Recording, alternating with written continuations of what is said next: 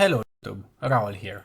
In today's video we're continuing the Tailwind CSS series with borders. Now if you missed the previous videos, they will be linked in the description below and also at the top right corner. Make sure to check those out after this video. Let's get started. To use borders with Tailwind CSS, you need to add at least two utility classes. One for the width of the border and one for the color of the border. I have a new HTML file right here as we did with the previous videos and a few dummy tags. These just have some big text and a little bit of padding around them so we can see the borders better. Let's start adding borders. First, we will do border 2. This will add a border of 2 pixels. And now let's add a color. So let's do border purple 400. And now you can see we have some border around the H1. And it's the color purple 500. To see it better, I'm just gonna add class of P-8 to the body. And we will see the border better like this. Okay, now for the width of the border, you can do border 2, you can do 4, and it's gonna be bigger 8. Now, if you want to add border on different, if you want to add a border only on a certain side, then you can do border T4, for example, and let's do border green 500 on the second one. And now this will have only a border top that will be of 4 pixels and the color green. Maybe we want to add it a different sized border to the right side, so we can do border R2, border B8, and let's leave the left side blank. And this way you can add different kinds of borders. Okay, next I want to look at some border opacities. As you've seen with the previous videos, you can add opacity to different elements. So let's do border 4, for example, border yellow 800. And now let's do border opacity.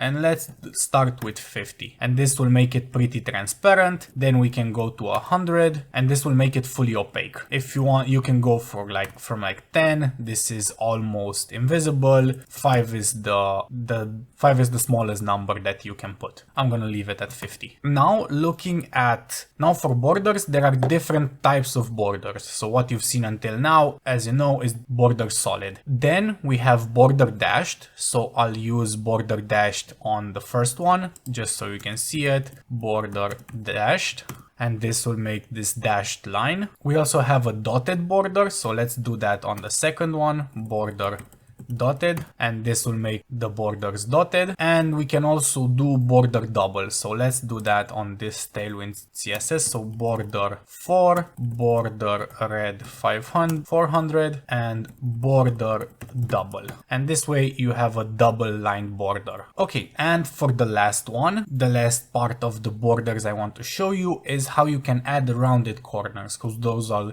really popular and people really use them a lot. So on this last one, let's do a border 8, border green 500, and now let's add some rounded corners. So the easiest way you can add rounded corners is just type the class name rounded, and this will add a default rounded class. Let me make this border smaller. Let's put it 2 because you will be able to see it better. Okay, now this rounded comes in different sizes. This is the default one, but you can also do rounded -SM. This will make it almost square. Then you can do MD. This will make it a little bigger. Then this will make it a little bigger than the normal rounded one. Then you can do LG. This is again bigger. Then XL and then 2XL, and the biggest one with XL is 3XL. This will make it look like this. And then if you want to have a border of 100%, then you can do rounded full, and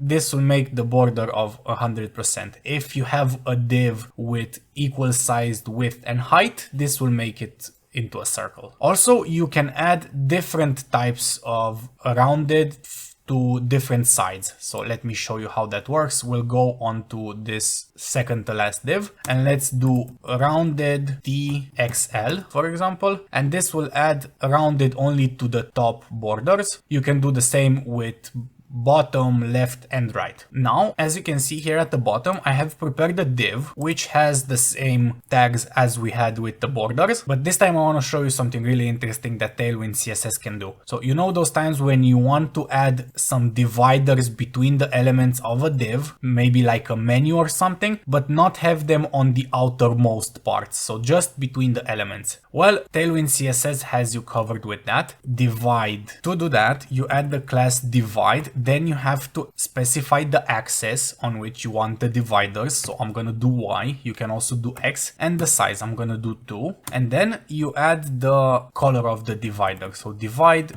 purple 400, and you can see we have some nice dividers between our div. Now for these dividers you have to specify them on a container class, so you don't put them on each individual element. This is nice because it saves you a lot of lines of code like this. Also for these you can do all the properties that we talked about from borders. So if you want them dotted, for example, you do divide dotted and the lines will be dotted. If you want to add some opacity, you do divide opacity 20, for example, and this will make them almost transparent. Let's make it 80 so we can see them better. And this works the same way if you have horizontal elements, not vertical ones like I have here. Okay, this was it for borders and the added dividers from Tailwind CSS. In the next video, we're gonna look at some sizing utility classes, like for width, height, min height, and so on. Make sure not to miss that. To be notified when I release that video, make sure you're subscribed to the channel. Also, a like would help me out a lot with the YouTube algorithm. If you have any questions or comments, leave them down below. Thank you all for watching and have a great day.